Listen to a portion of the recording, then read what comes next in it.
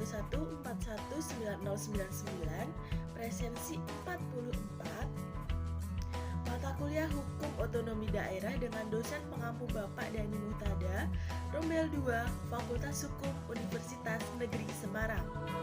Faktor sumber daya manusia menjadi faktor yang sangat penting karena faktor inilah yang menentukan bagaimana konsep, cita-cita, dan idealisme dapat direalisasikan. Sumber daya manusia, lengkap dengan budaya, nilai, dan perilakunya, dapat memberikan corak yang berbeda-beda dalam suatu konsep. Pada kesempatan kali ini, salah satu masalah yang jelas terlihat dalam hukum otonomi daerah, yaitu kualitas SDM atau sumber daya manusia yang lemah, sangat mempengaruhi keburukan otonomi daerah. Individu dengan perilakunya sangat berperan pada proses politik.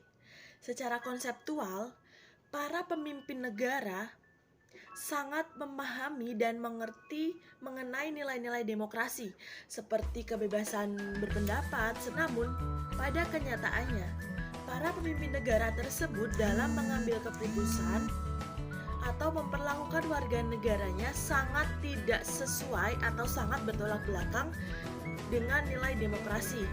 Hal ini dikarenakan sumber daya manusia yang lemah yang hanya mementingkan kepentingan individu di atas kepentingan bangsa atau negaranya.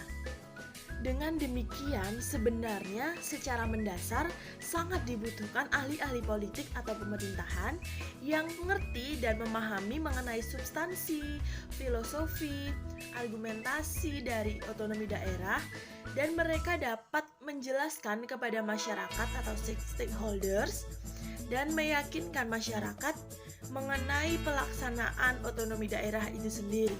Dan inilah yang dapat mendorong dan menyokong sehingga konsep otonomi daerah dapat membumi, mendekatkan pelayanan pemerintah kepada rakyatnya atau pihak lain, serta membuka ruang partisipasi masyarakat pada tataran lokal.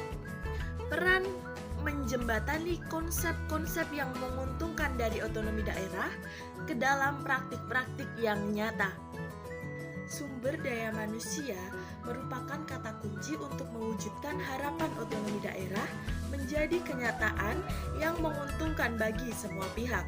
Sektor lain yang mengisi kekosongan di antara pemerintah dan rakyat adalah sektor aktivis yang bergerak secara independen dalam hal kepentingan untuk menjadikan dirinya sebagai jembatan antara pemerintah dan rakyat.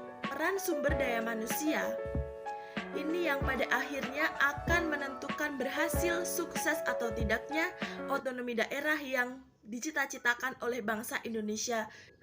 Dengan SDM yang rendah, dapat terjadinya tindakan korupsi oleh pihak-pihak yang tidak bertanggung jawab dan dapat merugikan negara Indonesia. Selain itu, juga muncul raja-raja kecil di daerah yang dengan seenaknya mengatur daerahnya sendiri tanpa campur tangan dari pemerintah pusat.